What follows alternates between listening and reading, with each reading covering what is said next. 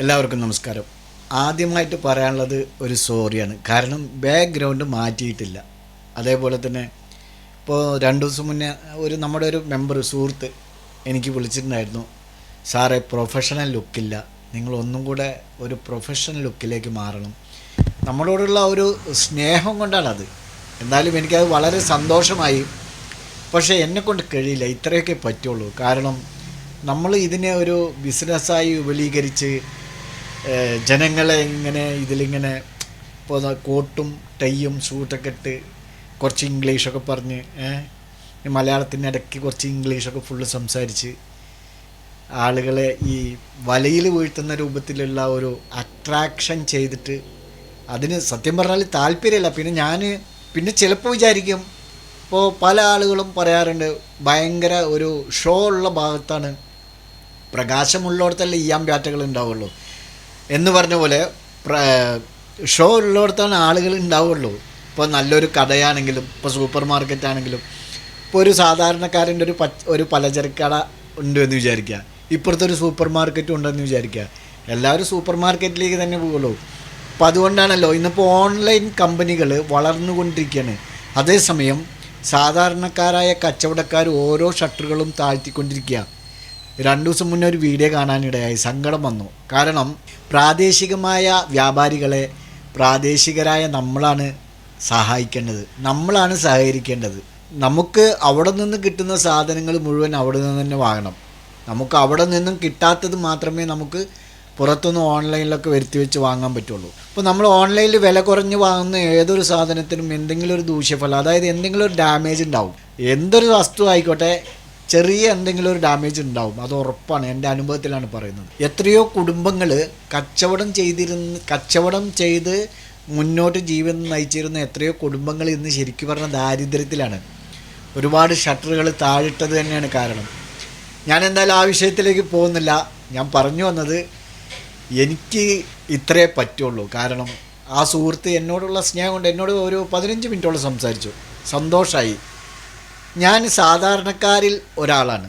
സാധാരണക്കാരുടെ ഇടയിൽ കൂടെ നടക്കാനാണ് എനിക്ക് എന്നും താല്പര്യം. മെയിനായിട്ട് സ്റ്റോക്ക് മാർക്കറ്റ് എന്ന് പറയുന്നത് ഒരുപാട് പഠിപ്പോ വിദ്യാഭ്യാസമോ ഒന്നും വേണ്ട. പക്ഷേ നമ്മൾ അതിനുള്ള പേരുകളുണ്ടല്ലോ ഓരോന്നിനും, ക്യാൻഡിൽ സ്റ്റിക്ക്, പാറ്റേൺ, അതുപോലുള്ള ഓരോ സംഗതികളും തിയറി ആയിട്ട് പഠിക്കണമെങ്കിൽ നമുക്ക് കുറച്ചൊരു നോളേജ് വേണം, പ്രത്യേകിച്ച് ഇംഗ്ലീഷ് നോളേജ് വേണം. എന്നാൽ മാത്രമേ പഠിച്ചെടുക്കാൻ പറ്റുള്ളൂ. അല്ലാത്ത പക്ഷം ഒരു സാധാരണക്കാരനും കൂലിപ്പണിയെടുക്കുന്ന, പാടത്തും പറമ്പത്തും പണിയെടുക്കുന്ന ഏതൊരുത്തനിക്കും ചെയ്യാവുന്നതാണ് ട്രേഡിങ്. അവരൊക്കെ ഈ മേഖലയിലേക്ക് കടന്നു വരണം എന്നാണ് എൻ്റെ താല്പര്യം. അവർക്ക് വരട്ടെ. രാവിലെ മുതൽ വൈകുന്നേരം വരെ പണിയെടുത്ത് എന്തൊക്കെ 1000 രൂപ അല്ലേ?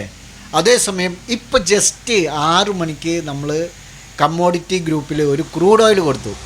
201 മുതൽ 211 first target, 220 second target, 211 achieve ചെയ്ത് 216, 217 ഓക്കെ പോട്ടെ. ഫസ്റ്റ് ടാർഗറ്റ് തന്നെ അച്ചീവ് ചെയ്ത് നമ്മൾ പ്രോഫിറ്റ് ബുക്ക് ചെയ്താലും 1000 രൂപ ഒരു ട്രേഡിൽ.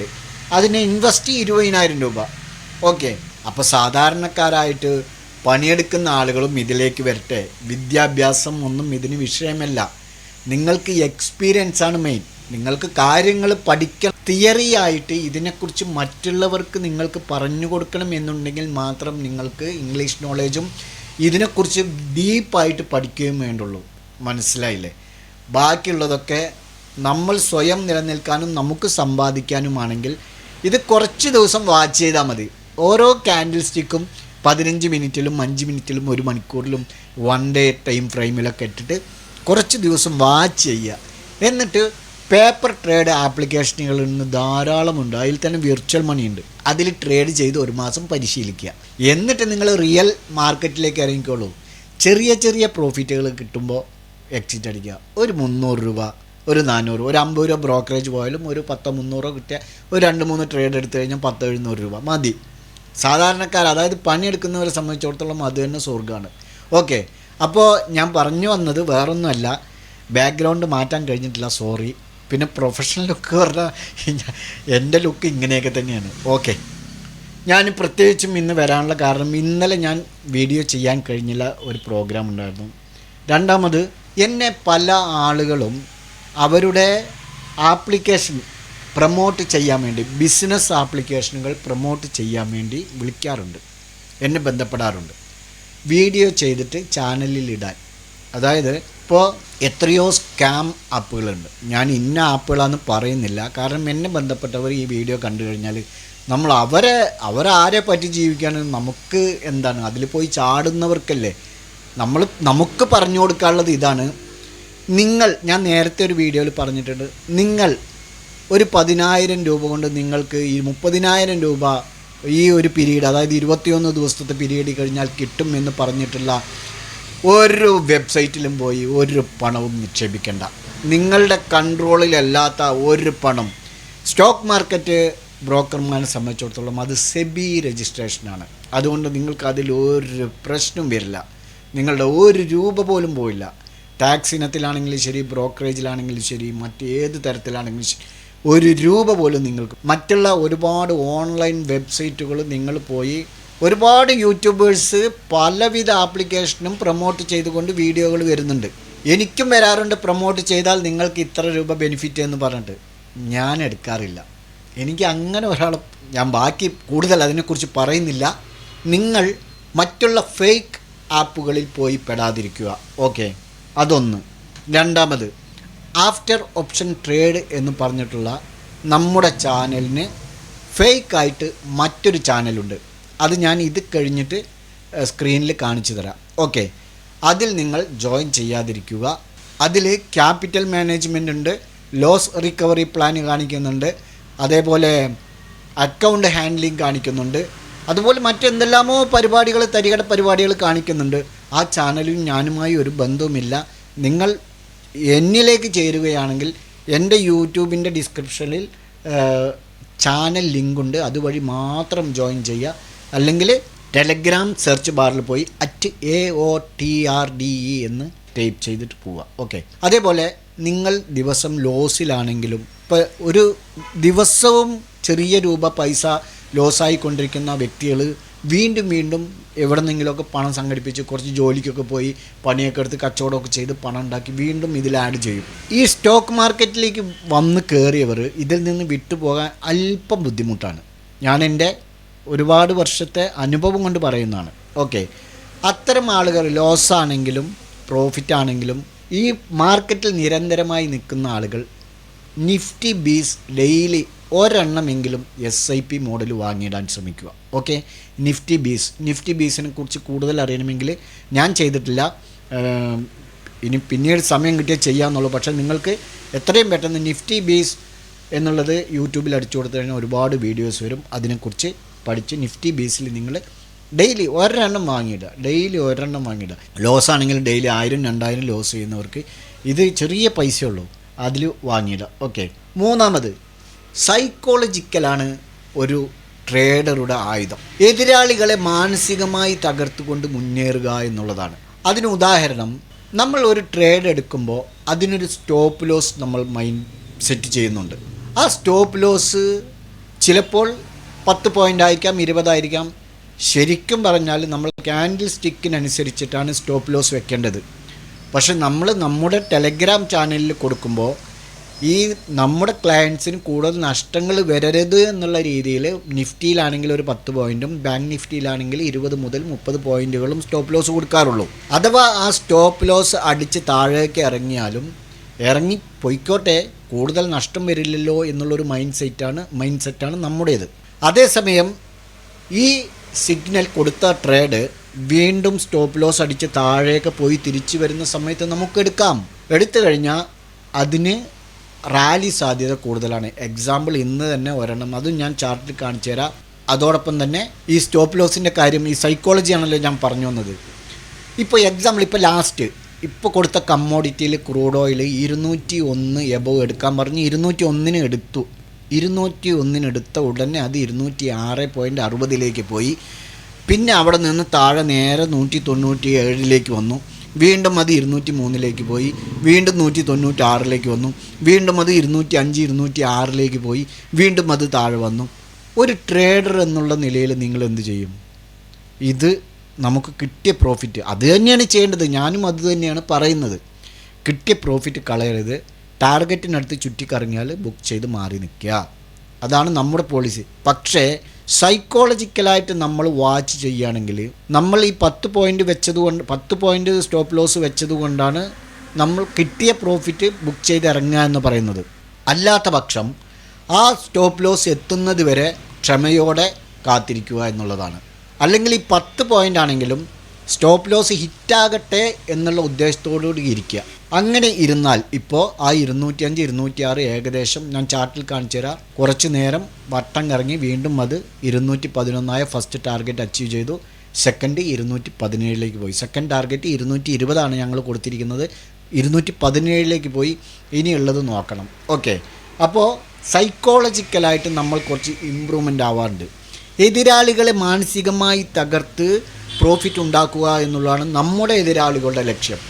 അവരുടെ ടാർഗറ്റ് അതാണ്. അതിനനുസരിച്ച് അവർ അതായത് ഒരു ലോബി എന്ന് പറയുന്നത് എല്ലാറ്റിലും ഉണ്ടല്ലോ. മാർക്കറ്റിലാണെങ്കിലും ഒരു ട്രേഡ് എടുക്കുമ്പോൾ അതിൽ മാർക്കറ്റ് ഡെപ്തിൽ നിങ്ങൾ പോയി നോക്കിയാൽ കാണാൻ പറ്റും ഇത്ര ആളുകളുള്ളത്. അപ്പോൾ അതിൽ ഇപ്പോൾ FIAs ആണെങ്കിലും DIAs ആണൊക്കെ അവരൊരു കമ്മ്യൂണിറ്റി പോലെയാണ്. അവർക്കൊരു പ്ലാൻ ഉണ്ടാവും. ആ പ്ലാനിനനുസരിച്ചായിരിക്കും ഇത് നീങ്ങുക. അതിൽപ്പെടുന്ന നമ്മളെപ്പോലുള്ള ഇയാമ്പാറ്റകൾ ഇത് കണ്ട് പേടിച്ച് പെട്ടെന്ന് എക്സിറ്റായി ഓടിക്കളയും. അതിനാണ് പറയുന്നത് സ്റ്റോപ്പ് ലോസ് ഒന്നുമില്ലെങ്കിൽ സ്റ്റോപ്പ് ലോസ് അടിക്കട്ടെ, അല്ലെങ്കിൽ ടാർഗറ്റ് എത്തട്ടെ. ഇല്ല, ഇനി നമുക്ക് ടാർഗറ്റ് എത്തിയില്ലെങ്കിലും അതിനടുത്ത് ഏകദേശം ഇപ്പോൾ 201 ഒരു 207 208 ഇങ്ങനെ കറങ്ങുമ്പോൾ, അല്ലെങ്കിൽ ഒരു 206 കറങ്ങുമ്പോൾ എക്സിറ്റ് അടിച്ച് പ്രോഫിറ്റ് ബുക്ക് ചെയ്യുക. താഴെ പോയാൽ പോട്ടെ, തിരിച്ചു വരുമ്പോൾ വീണ്ടും എടുക്കാമല്ലോ. ഓക്കെ, അപ്പോൾ പറഞ്ഞു വന്നത് സൈക്കോളജിക്കലായിട്ട് നമ്മൾ കുറച്ച് ഇമ്പ്രൂവ്മെൻ്റ് ആവാനുണ്ട് മാർക്കറ്റിൽ. അതിനും നമുക്ക് എക്സ്പീരിയൻസ് എന്ന് പറയുന്ന ഒരു സാധനം ആവശ്യമാണ്. മറ്റൊന്ന്, ഇന്നത്തെ മാർക്കറ്റിൻ്റെ പോസിറ്റീവ് സെൻറ്റിമെൻറ്റ്സ്, അതായത് വൺ സൈഡ് മൂവ്മെൻ്റ് ആയിരുന്നു. അതിനുള്ള പ്രധാന കാരണം എന്തറിയോ? US സമ്പദ് വ്യവസ്ഥ 2ാം പാദത്തിൽ അവർ പ്രതീക്ഷിച്ചതിലും മികച്ച വളർച്ചയാണ് കാഴ്ചവെച്ചിരിക്കുന്നത്. ആ ഒരു റിപ്പോർട്ടുകളെ തുടർന്നാണ് IT ഷെയറുകളിൽ ഒരു ഭയങ്കര മുന്നേറ്റമുണ്ടായത്. എന്തോ പുകയുന്നുണ്ട്, അതാ ഞാൻ അങ്ങനെ നോക്കണത്. 7% വരെയാണ് IT ഓഹരികളിൽ നിന്ന് ഉയർന്നിരിക്കുന്നത്. എംഫാസിസ്, LTI, മൈൻട്രി, ഇൻഫോസിസ് തുടങ്ങിയ ഷെയറുകളാണ് ഇന്ന് 7% മുകളിൽ. അതേപോലെ നിഫ്റ്റി മെറ്റൽ ഇൻഡെക്സ് 3% ഇന്ന് പോസിറ്റീവിലായിരിക്കുന്നത്. ടാറ്റ സ്റ്റീൽ, അദാനി എൻ്റർപ്രൈസസ്, വേദാന്ത എന്നീ ഷെയറുകളും ഇന്ന് നല്ല പോസിറ്റീവിലാണ്. അതേപോലെ ഇന്ന് സെൻസെക്സും ഭയങ്കര ഹൈയിലാണല്ലോ, ആൾ ടൈം ഹൈയിലാണ്. ഇൻഫോസിസ്, ഭാരതി എയർടെൽ, അതേപോലെ റിലയൻസ് ഇൻഡസ്ട്രീസ്, TCS ഒക്കെ ഈ സെൻസെക്സിൽ ഈ ഷെയറുകളൊക്കെയും നല്ല പോസിറ്റീവാണ് ഇന്ന് കാഴ്ചവെച്ചിരിക്കുന്നത്. അപ്പോൾ ഈ ഗ്ലോബൽ മാർക്കറ്റിൻ്റെ ഇഷ്യൂസിന് അടിസ്ഥാനത്തിൽ തന്നെയാണ് മറ്റുള്ള രാജ്യങ്ങളിലെ മാർക്കറ്റിംഗ് ചലിക്കുന്നത് എന്നുള്ളത് നമ്മൾ നേരത്തെ നമുക്കൊക്കെ അറിയാം. അതിനൊരു ഉദാഹരണമാണ് ഇന്ന് നടന്നത്. 2ാം പാദത്തിലെ സമ്പദ് വ്യവസ്ഥയുടെ വളർച്ച അത് മികവ് പുലർത്തി എന്നുള്ള ഒരൊറ്റ ന്യൂസ് റിപ്പോർട്ടിലാണ് ഇന്ന് കാരണം IT കമ്പനികളുടെ വരുമാനത്തിൻ്റെ പ്രധാന പങ്കും US അമേരിക്കയിൽ നിന്നുള്ളതാണ് എന്നതുകൊണ്ട് തന്നെയാണ്. മനസ്സിലായില്ലേ? അപ്പോൾ ആ ഒരൊറ്റ ഒരു ന്യൂസിൻ്റെ പേരിലാണ് ഇന്ന് മാർക്കറ്റ് ഹൈയിലേക്ക് എത്തിയത്. മാത്രമല്ല നിഫ്റ്റിക്ക് ഒരു 25,000 മുകളിൽ എന്നൊരു ടാർഗറ്റും ബാങ്ക് നിഫ്റ്റിക്ക് 55,000 മുകളിൽ എന്നൊരു ടാർഗറ്റും അവിടെ കിടപ്പുണ്ട്. അത് ഇതുവരെ ടച്ച് ആയിട്ടില്ല. അത് ടച്ച് ആയതിനു ശേഷം നമുക്കൊരു ഡൗൺ ട്രെൻഡ് പ്രതീക്ഷിച്ചാൽ മതി എന്നുള്ളതാണ് ഇന്നത്തെ മാർക്കറ്റിൽ നിന്ന് മനസ്സിലാക്കാൻ കഴിഞ്ഞത്. ഓക്കെ, ഇനി നമുക്ക് ഇന്നത്തെ ആ ഫേക്ക് ടെലഗ്രാം ചാനലിനെയും കാണാം. അതേപോലെ ക്രൂഡ് ഓയിൽ ചാർട്ട് നമുക്കൊന്ന് കാണാം. ആ പുക വന്നിരുന്നത് വേറൊന്നുമല്ല, ഫാൻ അടിച്ചു പോയതാണ്. ഓക്കെ, ഇതാണ് ഫേക്ക്. അതായത് നിങ്ങൾ സെർച്ച് ബാറിൽ പോയിട്ട് ആഫ്റ്റർ ഓപ്ഷൻ ട്രേഡ് എന്ന് അടിച്ചു കൊടുത്തു കഴിഞ്ഞാൽ ഇതാ ഈ ഒരു ചാനലാണ് വരുന്നത്. ഇതാണ് margin passive income loss cover plan 50,000 withdraw 1.5 ലക്ഷം. Okay, every week four 4 weeks total 6 lakh. എങ്ങനെയുണ്ട്? 4 ആഴ്ചയ്ക്ക് 6 ലക്ഷം രൂപ. ഇതാ 1 lakh നമ്മൾ ഇറക്കി കഴിഞ്ഞാൽ വിത്ഡ്രോ 2.5 lakhs എവരി വീക്ക്. എല്ലാ ആഴ്ചയും 2.5 ലക്ഷം രൂപ വീതം 4 ആഴ്ചയ്ക്ക് 10 ലക്ഷം റുപ്യ നമുക്ക് സമ്പാദിക്കാമെന്ന്. അതായത് ഒരു മാസത്തിൽ 1 ലക്ഷം ഉണ്ടെങ്കിൽ 10 ലക്ഷം സമ്പാദിക്കാമെന്ന്. നിങ്ങൾ ആഫ്റ്റർ ഓപ്ഷൻ ട്രേഡ് എന്ന് അടിച്ചിട്ട് ഇതിലൊന്നും പോയി ചേരരുത് ദയവേത്. അതേപോലെ ഇവരുടെ സർവീസിൽ അക്കൗണ്ട് ഹാൻഡ്ലിംഗ് ഉണ്ട്. അതേപോലെ മറ്റു എന്തൊക്കെയോ പരിപാടികളുണ്ട്, തരികട പരിപാടികൾ. ദയവ് ചെയ്ത് നിങ്ങൾ ഇതിലൊന്നും പോയി പെടാതിരിക്കുക. അതോടൊപ്പം തന്നെ എനിക്ക് മറ്റൊരു കാര്യം പറയാനുള്ളത്, നമ്മുടെ ചാനൽ, അതായത് ഇതാണിപ്പോൾ നമ്മുടെ channel after option trade. Capital ലെറ്ററിലാണ് കേട്ടോ, നമ്മുടെ പ്രൊഫൈൽ പിക്ചറാണ്. ഇതിൻ്റെ ഡിസ്ക്രിപ്ഷനിലുള്ളത് free calls Nifty bank Nifty ഇത് മാത്രമേ ഉള്ളൂ. പിന്നെ contact@AO Trade അതിൻ്റെ ലിങ്കും. അപ്പോൾ മറ്റതിൽ നോക്കിക്കോളൂ. അവരുടെ പ്രൊഫൈൽ പിക്ചർ കണ്ടില്ലേ, സെയിം ആണ്. ഓക്കെ, അപ്പോൾ ഈ കാര്യങ്ങൾ ശ്രദ്ധിക്കുക. കമ്മോഡിറ്റി ട്രേഡിൽ ഇപ്പോൾ വൈകുന്നേരം കൊടുത്തു പറഞ്ഞില്ലേ ഞാൻ, നമ്മൾ 6600 5:40 വാച്ച് ചെയ്യാൻ തുടങ്ങിയിട്ട് 6:27 ട്രേഡ് നമുക്ക് കിട്ടിയത്. ബ്രേക്കൗട്ട് നടത്തി 201 എടുത്തു. 6:49 201 എടുക്കാൻ പറഞ്ഞു കേട്ടോ. നമുക്ക് ചാർട്ടിലേക്കൊന്ന് പോവാം. നോക്കൂ, ഹൈ എത്ര ക്രിയേറ്റ് ചെയ്തിരിക്കുന്നു നോക്കിയേ, 284. നമ്മുടെ ആൾ ടാർഗറ്റ് എത്ര, 250 കണ്ടോ, 211 220 235 250. ഏതുവരെ പോയി, 285. ഞാൻ പറഞ്ഞു വന്നത് അതല്ല, കൊടുത്തത് 6:27 6:27 നമ്മൾ ട്രേഡ് എടുത്തു. നോക്കൂ, ഇതാണ് ക്യാൻഡിൽ. 6:15 മുതൽ 6:30 ഉള്ളിലാണല്ലോ 6:27. അപ്പോൾ ഈ ക്യാൻഡിലിൻ്റെ ഈ ഭാഗത്ത് വെച്ച്, അതായത് നമ്മൾ നീല കൊടുത്തിട്ടുണ്ട്, ഈ ഭാഗത്ത് വെച്ച് നമുക്ക് എൻട്രി കിട്ടി. അതിനുശേഷം നെക്സ്റ്റ് 6:30 മുതൽ 6:45 വരെ ഏതുവരെ പോയിട്ടുണ്ട് നോക്കൂ, ഞാൻ മാർക്ക് ചെയ്യാം. ഇതാണ് 206.25 206.60 വരെ പോയിട്ടുണ്ട്. 197. ഈ ക്യാൻഡിൽ എടുത്ത് കണ്ട കറക്റ്റായിട്ട് മനസ്സിലാക്കാം. നിങ്ങളവിടെ മേലെ ഇവിടെ നോക്കിയാൽ മതി കേട്ടോ. നോക്കൂ, 197.10 ലോ, 206.70 ഹൈ. ഇതിനകത്ത് 15 മിനിറ്റ്, ഇവിടെ ഒരു 3 മിനിറ്റും 18 മിനിറ്റ് കൺസോൾട്ടേഷൻ ആയതിനു ശേഷമാണ് വീണ്ടും മുകളിലേക്ക് പോയത്. ശരിക്കും ഒരു ബേജാറോ ടെൻഷനൊക്കെ ഉള്ള ഒരു ട്രേഡറാണെങ്കിൽ ഇവിടെ എക്സിറ്റ് അടിച്ച് പോയിട്ടുണ്ടാവും. അതുകൊണ്ടാണ് പറഞ്ഞത്, നമ്മൾ കുറച്ച് സൈക്കോളജിക്കലായിട്ട് ഇമ്പ്രൂവ്മെൻ്റ് ആവാനുണ്ട്. നമ്മുടെ എതിരാളികളുടെ സൈക്കോളജിക്കൽ മൂവ്മെൻറ്റ് നമ്മൾ മനസ്സിലാക്കിയെടുക്കണം. അതിന് മാർക്കറ്റിൽ എക്സ്പീരിയൻസിൻ്റെ ആവശ്യമുണ്ട്. ഓക്കെ, ഇനി മറ്റൊരു കാര്യം പറഞ്ഞു. ഇന്നൊരു ട്രേഡ് എടുത്തു. മറ്റൊരു ഉദാഹരണം, അതായത് ബാങ്ക് നിഫ്റ്റിയിൽ സംഭവിച്ചത്. ഓക്കെ, അതുകൂടെ നോക്കിയിട്ട് പറയാം. നമ്മുടെ ആഫ്റ്റർ ഓപ്ഷൻ പെയ്ഡ് എന്നുള്ള ഗ്രൂപ്പിൽ കൊടുത്തതാണ്. ബാങ്ക് നിഫ്റ്റി 365 എടുക്കാൻ പറഞ്ഞു. 335 എസ് എൽ ഹിറ്റായി. നമ്മളവിടെ മസിൽ പിടിച്ച് അത് പിടിച്ചുകൊണ്ട് നിന്നാലോ, കയറുമെന്ന് വിചാരിച്ചിട്ട്. വൺ സൈഡ് മാർക്കറ്റ് അല്ലേ, വേണ്ട, ബേജാറായിട്ട് എക്സിറ്റ് അടിച്ച് കളയും. താഴെ പോയി അത് 365 നിന്നും താഴെ 240 230 വരെയൊക്കെ പോയി. അതിനുശേഷം റീ എൻട്രി എടുക്കാൻ പറഞ്ഞു. പക്ഷേ ഇവിടെ ഞാൻ സെയിം പ്രൈസ് എന്ന് എഴുതിയിട്ട് ഇവിടെ 265 എന്ന് എഴുതി. അത് ടൈപ്പിംഗ് മിസ്റ്റേക്കാണ്. അപ്പം തന്നെ നിങ്ങൾ പേഴ്സണൽ വന്നിട്ടൊന്ന് ചോദിച്ചാൽ മതി.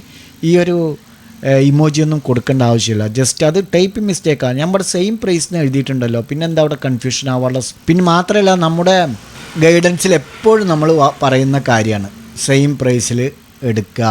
സ്റ്റോപ്പ് ലോസ് ഹിറ്റായാൽ നോക്കിക്കോളൂ. ഏതെങ്കിലും കോളുകൾ സ്റ്റോപ്പ് ലോസ് അടിക്കുകയാണെങ്കിൽ പിന്നീട് എടുക്കാതിരിക്കരുത്.